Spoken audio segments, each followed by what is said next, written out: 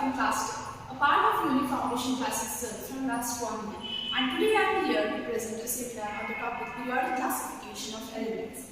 So, from the name itself, you can understand classification of elements is what this chapter is about. But why do we need to understand classification of elements? The first major thing is that during 17th century or during the end of 17th century, not many elements were known, and that's why remembering them was not a big deal. But today we know around 200 elements. So to remember them and to remember their properties for research is a big thing. To understand these properties and to remember these properties is why we have to understand classification of elements. So to classify these elements, many scientists try to do it. Starting with metals and non-metals, that is the first try by a scientist was tried by doing an experiment on metals and non-metals. That means the elements were classified on the basis of their characteristics as metals and non-metals. But in 1803, we found John Dalton found atomic theory. That means he proposed the atomic masses of elements. Hence, soon after, every scientist tried to classify these elements on the basis of atomic masses.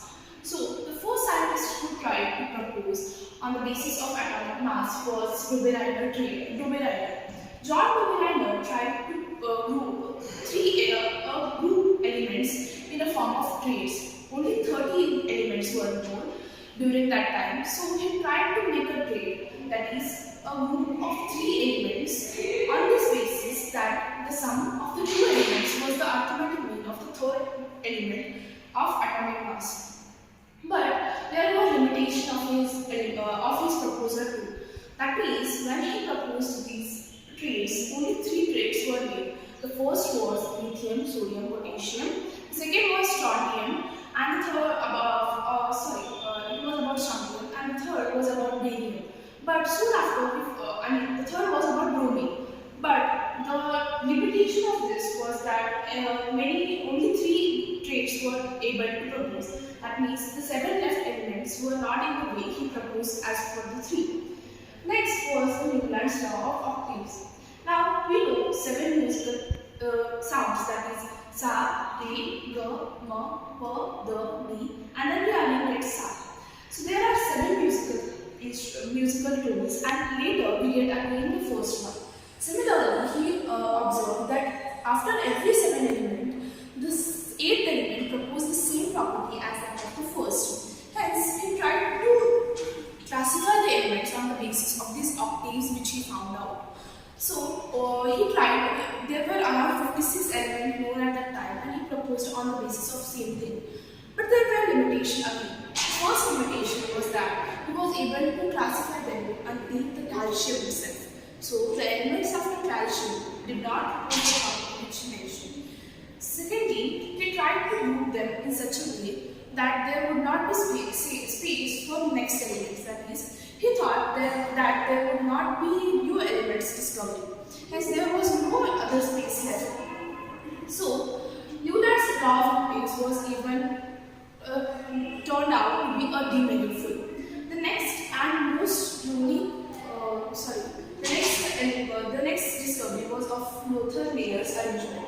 Now he tried to do it on the basis of atomic volume, that is, one mole of atom in the form of solid state which had its volume. He tried to propose on this basis. But during all this chaos, we did not find very great proposal in all this. That came the scientist Mendeleev, who proposed a better way of this. So, the scientific theory which he proposed was better than anyone in this. During his time, around 64 elements were known, and hence he tried to classify them on the basis of atomic mass as told before. But now he tried to not just try to do on the basis of atomic mass, but also left space for those elements which could be invented in the future. He also predicted the properties of those elements which could be invented. He told about the atomic mass, the properties. Hence, the classification was firstly based on the physical, chemical properties and atomic masses. Secondly, he left space for those elements which could be invented in the future. Plus, he had given information about those elements which could be invented. So this was a very full thing. The most grateful thing about this was it was in a systematic way, so people could understand what exactly the information was about. During the discovery, people thought the space left was a demerit, but soon after the discovery of those elements which he predicted, people found out that this classification of elements was just as good as anything. Also, the table or classification which he found out, he could add the noble gases. That means classification of noble gases could also be added in future.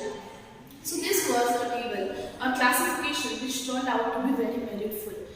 Also, we can understand through all these experiments which scientists did. The first experiment was based on the properties or physical properties. The second was on the basis of atomic masses, and by Little Mayer it was based on atomic volume. There were different tries and attempts to make experiments or the classification, but in the end, Mendelev's classification turned out to be the best. He also told about why. He also told the space left, which was just a great merit about this. But the limitation of his proposal was that he was unable to tell why the repetition of the periodicity happens. That means, as I told before, in the octaves rule, every 8th element proposes the same property as that of the first one. If we take an example, if as sodium, that is, as the first element, the 8th element which comes after is potassium. So and potassium proposes the same property as that of proposes the same property as that of potassium.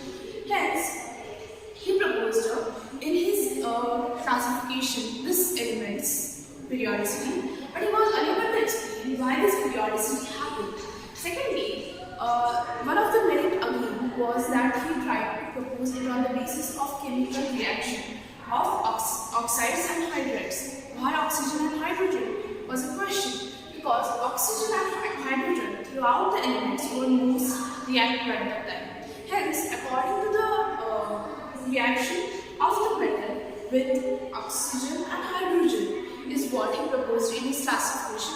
In his article, he told about the chemical formula too. That is, considering an example, if Na reacts with O, it gets N2O. So, considering the element as R, he proposed a general formula for each group and each period. So, for each group, he proposed a general formula for oxides and hydrides. So, in modern periodic classification as well as in Mendelev's classification, we can find periods and groups. The periods are on the basis of the 7th element, which is said octaves rule, and the groups are on the basis of the increasing valencies.